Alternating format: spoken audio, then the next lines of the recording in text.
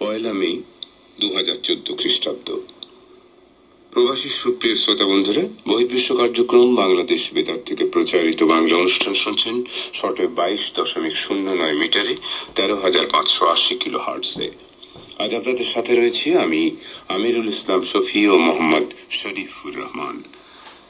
প্রবাসী বন্ধুরা, অনুষ্ঠানের শুরুতেই জেনে নিই অনুষ্ঠান সূচিতে আপনাদের জন্য আজ কি কি রয়েছে।